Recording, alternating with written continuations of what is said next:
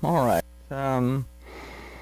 With everyone's permission, we'll kind of forego the Q&A night, and hopefully we can get through Ezekiel. We won't get through it this time. I was hoping we would, but it turns out that there's a lot more to the prince than lets on in just Ezekiel. So we're going to be looking at the prince from different angles. I drew something on the board, and I meant to mention it last week, that Ezekiel is a unique book. It's not like the other two major prophets that we find with it. And that's Daniel is actually part of the writings. Ezekiel is actually, and we talked about it last week a little bit, it's the connection point. Everything comes together in Ezekiel. The Tanakh ends into Ezekiel.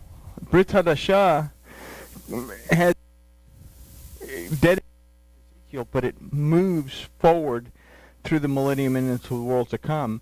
But Ezekiel is the connection point between the realm of Elohim and the realm of the Adam. It reconnects the two, and it's a restoration of true worship is what happens in Ezekiel. And this is why we have someone like the prince that we're going to talk about from a totally different point of view. And again, what we're going to discuss concerning the prince is my opinion, okay? Because I can't sit here and say this is the way it is. I can tell you what the Hebrew says, tell you what the Torah says, and it points to my considering that this is it, that you have other interpretations that it's Mashiach. And when we have these interpretations that it's Mashiach, even in Judaism, these are influenced by Christian doctrine, actually, even in Judaism, because we've turned it into a Greco-Roman concept as opposed to a Torah-based concept. So it's just everything comes to Ezekiel, and it explodes from Ezekiel, and we move into the millennium and the world to come from Ezekiel. Glad I got that off my chest. So with that being said, let's talk to our Elohim, and then we'll take a look at the beginning of this little group of studies. And I promise it's not going to be 42 parts. Hopefully we'll be able to get past it in a couple more. But Father, we thank you for this opportunity to learn more about our. We ask that you'll open our eyes, open our ears, and open our hearts so we can see, hear, and understand what your word tells us. And we thank you in the name of Yahusha. Amen. So this is just simply Ezekiel's prince. We're going to look at this mysterious character known as the prince.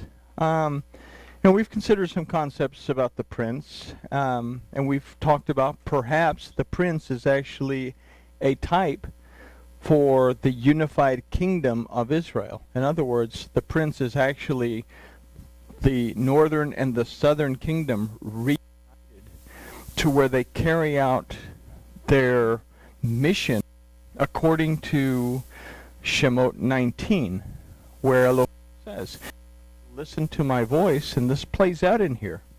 If you'll listen to my voice, I will make you a nation of Kohanim. And as a nation of Kohanim, their responsibility would be to re-educate the way they were supposed to have done it in the beginning, if this is a restoration moving us back. I said last week we discussed even after the gates close and you have all these people inside the gates, you still have a multitude of different belief systems. So someone is going to have to get everyone back on the same page according to the word of Yahuwah, and not according to all the different doctrines that we all hold on to. So anyway, we have to address the identity of the prince from the Hebrew of Ezekiel. So the first time he's mentioned is in Ezekiel 4, 1 through 3. And here Ezekiel is getting the grand tour of the temple. So he says, "Then he brought me back the way of the outer gate of the sanctuary, which looks towards the east, and it was shut. And Yahuwah said to me, This gate shall be shut. It shall not be open, neither shall any man enter in by it, for Yahuwah, the Elohim of Israel, has entered in by it. Therefore it shall be shut." But then we have this next verse that says, literally it says, the prince, being a prince. But we could also take this to say, it is for the prince. Being a prince, he shall sit therein to eat bread in the presence of Yahuwah. He shall enter by the way of the porch of the gate, and he shall go out by the way of the same. So a lot of people here, when they look at this, one of the ideas that people have is, oh, well, the prince is Yahuwah because he comes in through this gate. But the thing is, why is Yahuwah going to sit and eat bread in his own presence? What does that do? So let's go on here and take a look. So these verses offer us a clue as to who the prince might be. First, we can consider in verse 2 that says, "This gate shall be shut, it shall not be open, neither shall any man enter in by it, for Yahuwah the Elohim of Israel has entered in by it." So, neither shall any man enter in, and the word here is not any Adam, but it's any Ish. So, okay, not any man, but if I say not any Ish, and if I consider that Ish represents a physical aspect of worship, not any physical aspect of worship is going to enter in here. It has to be a specific aspect of worship that will be allowed into this. So hold on to that thought for a moment. Okay. So some commentators have suggested that the prince is Yahuwah himself, based on this verse. The problem with this is found in verse 3 that says, "The prince, being a prince, he shall sit therein and eat bread in the presence of Yahuwah." So this would have Yahuwah eating bread in the presence of himself. So that's kind of a strange one. Verse 3 may offer our first clue in the phrase, "It is for the prince." Now the Hebrew simply says, et hanasi, which would simply translate as et the prince. Okay? Again, et, grammatical pointer in Hebrew, it's pointing towards the prince as the one who's going to receive the action in this verse. In other words, the prince is going to eat. All right? So, tells us that the prince will receive the, the verse. He will eat bread in the presence of Yahuwah. But the word for prince in the book of Ezekiel is not sar. Now we talked about Israel, having the root sar that means prince. But in this case, he's called nasi. Okay? So nasi is a word that refers to someone who leads or someone who is exalted. And it comes from the root nasa, that means to lift up, to carry up, to support, to sustain, to forgive, and to help, among a list of other definitions.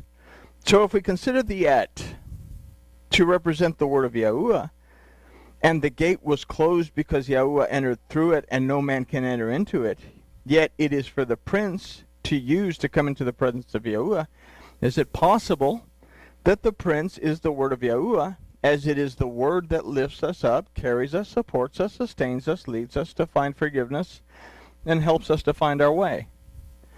Okay? And we could go with this concept that it's the word that accepts. Well, it would be difficult to go with it, because the word that accepts the sacrifices from the Levites and gives them to the people. Okay, but that's another idea. But let's go on with our other thought that sustains us. So to this point, the prince remains a mystery, and he's been a mystery to the readers of Ezekiel. he's been portrayed as Yahuwah, as Mashiach. He's been portrayed as Yahusha. Okay? So, Mashiach has been called the Prince, I think in one verse, and I can't remember, it's in one of them books in the Bible. If it's in Jeremiah or Isaiah, but I can't remember that it talks about a prince, but I can't remember. I know it says Prince of Peace and all this other stuff in Isaiah. But Yahusha, if we look at the book of Hebrews, is given a role. We know that he is going to be the Kohen Hagadol in the order of Melchizedek. His role is to make sure everything runs smoothly. But I've proposed that he's a representation of a unified Israel who is finally accepting and acting in the role that they were created to be. And we'll take a look at this further. Again, we have there in Shemot, where it says, if you will listen to these commandments, then I will make you a set-apart people, a peculiar people, and I will make you a nation of Kohanim. Okay? And many times throughout the Tanakh, we read that Israel is to be a light to the nations. So, but we're no closer to truly knowing who the prince is. So, here's a couple of questions to consider. Does it matter if we know? Are we meant to know? And here's, this is where we start to draw this line on all this end times hoopla. Everybody's so excited about writing the next bestseller, the end times and prophecy and this and that. Is it possible that if we were to know exactly who the prince is, that it wouldn't be explained who the prince is? Instead, we have to go through the Torah and extrapolate information that might give us an answer as to who the prince might be. So what we can consider is that to Yahuwah Elohim, the prince is his choice as the one who will represent the people of the land, be charged with the administration of and distribution of the land, and is important enough that he alone enters through the porch gate and eats bread in the presence of Yahuwah. Okay, so now this kind of starts to point us again, but we have to go to the Torah to find where these clues are found in the Torah. Okay? So Moses had a similar role in the wilderness, and had it not been for his not making teshuvah for striking the rock, may possibly have entered into the promised land to continue to represent the people before Elohim. So put that in there because is the prince a type for Moses? If we're going back to true worship, do we need someone like Moses? Because Moses said,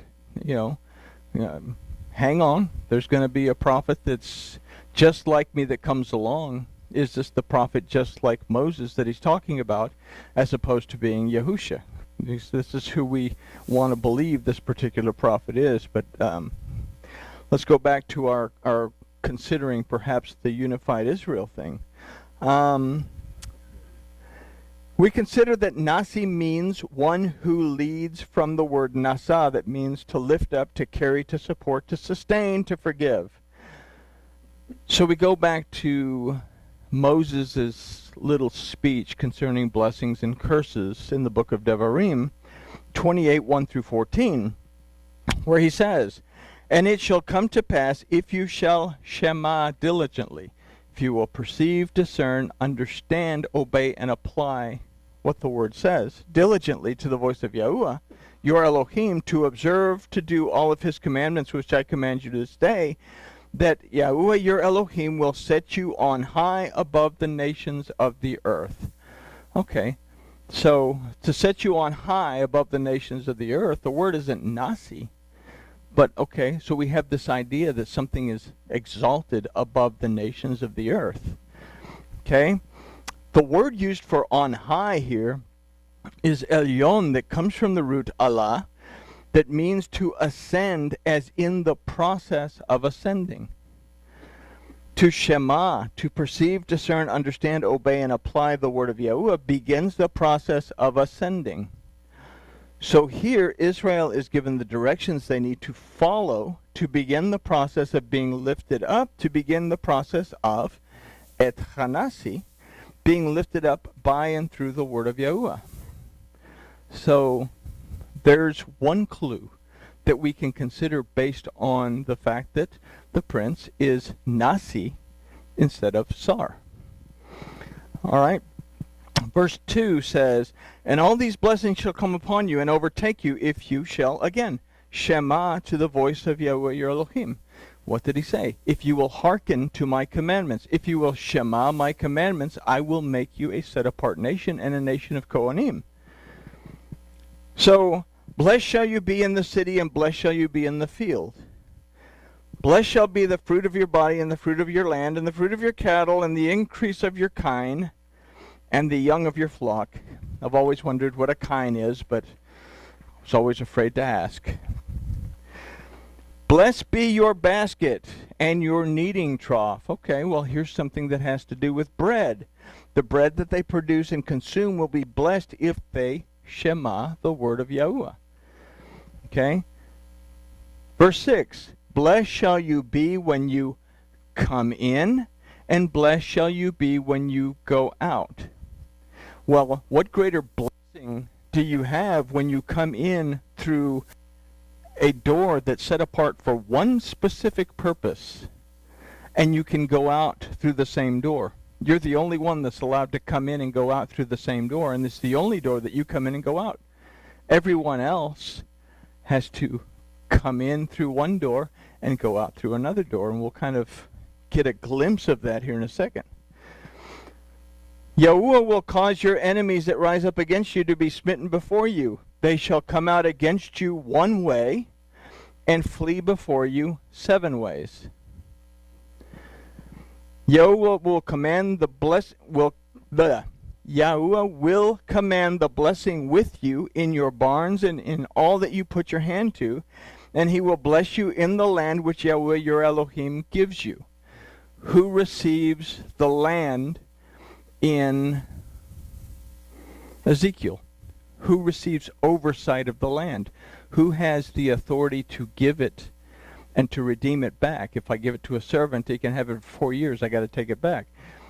Who allots the land to the different peoples in the book of Ezekiel? So it's kind of an idea. 9. Yahuwah will establish you for a people set apart to himself, as he has sworn you to do. If you shall keep, this word is shamar, if you will treasure, guard, preserve, and observe the commandments of Yahuwah your Elohim and walk in his ways. Have they done that? Well, they haven't done that up to this point. They haven't done that. Okay? So we're still waiting. So maybe if we say they are a unified kingdom, then they are finally going to begin to do this, keep this verse. And all the peoples of the earth shall see that the name of Yahuwah is called upon you, and they shall respect you. Okay? Most of our Bibles say they shall fear you. But this particular word is alecha, yara, that can mean to fear, but more specifically it means to respect. Okay? Is the prince someone that is reverenced and respected in the book of Ezekiel, because he's actually the one who's ministering directly to the people. And Yahuwah will make you overabundant for good in the fruit of your body, and the fruit of your cattle, and the fruit of your land, in the land which Yahuwah swore to your fathers to give you. May the Schwartz be with you. Swore to your father to give you. Okay? Yahuwah will open his good treasure, the heaven, to give you the rain in your land in its season, and to bless all the work of your hand. And you shall lend to many nations, but you shall not borrow. Who is the prince ministering to in Ezekiel?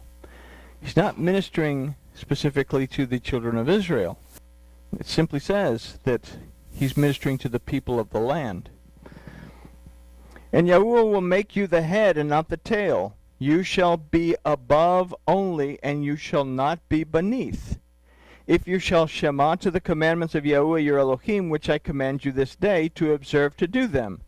So the word for above in this, or shall be above, you shall be above, is lema'ala, that comes from the root Allah, that means to ascend, as in the process of ascending. But we have this lamed here that means to or towards. It's an idea of moving towards ascending. Okay?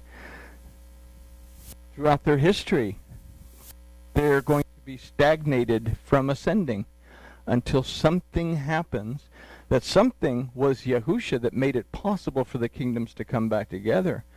And as they become more aware of the Bazorah, the message of hope of Yahusha, and they are able to actually look into the Brit Hadashah and understand what Paul's talking about and not make some funkified doctrine out of it, they are going to begin to understand that they have a responsibility. Okay? So it's a process of moving towards a point where they will ascend. Okay? What we consider here is that Israel will move in the direction of ascending, of being lifted up to become et chanasi, being lifted up by and through the word of Yahuwah. And shall not turn aside from any of the words which I command you this day, to the right hand or to the left, to go after other Elohim and serve them. So these are the blessings spoken over the children of Israel by Moses. Are they prophetic words that possibly indicate a unified Israel's position in the millennium? Because the blessings that are spoken of here, they got the curses. They really didn't get the blessings. All throughout history, they've been living on the curse side. What happens if the blessing side were to all of a sudden take effect with Israel? Something tremendous would happen to the entirety of the world. So let's also consider what Yahuwah had spoken to Abraham several hundreds of years prior to what we just read in Bereshis. And this is, or in Shemot, this is at Bereshis 15:18. In that day Yahuwah made a covenant with Abram, saying, to your seed I have given this land, from the river of Egypt unto the great river, the river Euphrates. So, to Abraham, the whole of what we call, well, actually it's more than what we call Israel today. They would have gotten Jordan, they would have gotten pieces all the way to Egypt, they would have gotten pieces all the way up into Syria. Israel was to be a much bigger thing than it is today. A lot bigger than the state of New Jersey, for sure. So, let's also consider Bereshis 12:2 and 3. And I will make of you a great nation, and I will bless you, and I will make your name great, and you will be a blessing. Has that happened? It has not happened. We say, well, Solomon was a great nation. Well, they weren't a blessing with Solomon. Solomon was a tyrant, and everyone in submission and in slavery. So, what it's talking about here has not yet happened. When does it happen? Okay. Then we turn the page. And I will bless them that bless you, and him that curses you I will curse, and in you shall all the families of the earth be blessed. Okay, so we have this prince fella that eats in the presence of Elohim, and what we'll talk about next go around is how the Levites sacrifices given to the prince, and the prince offers them for the people. The minister to the people, the prince, is there to comfort, support, teach, help, enlighten the people in a transition of worship within Ezekiel. So from these verses we can consider that Israel was created to bless the world if they would perceive, discern, understand, obey, and apply, if they would shema, the word of Yahuwah. Throughout history they failed to do so and lived in the curse as opposed to the blessing. In the blessings spoken of by Moses, we read that Israel will be lifted up. And in Bereshit, we read that the seed of Abraham, the children of Israel, will inherit and have control over the land, that they will be a blessing to the families of the earth. Okay? In this we can consider that the Tsar, the prince, Israel, becomes Et Hanasi, the exalted or lifted up one, as a direct action of eating their bread, the word of Yahuwah, in the presence of Elohim, entering into his presence according to his word, and leaving his presence according to his word. The gate that Elohim established, and the gate that Yahuwah alone walks through and dwells in. Okay? So now we have this idea that no Ish has entered in through it.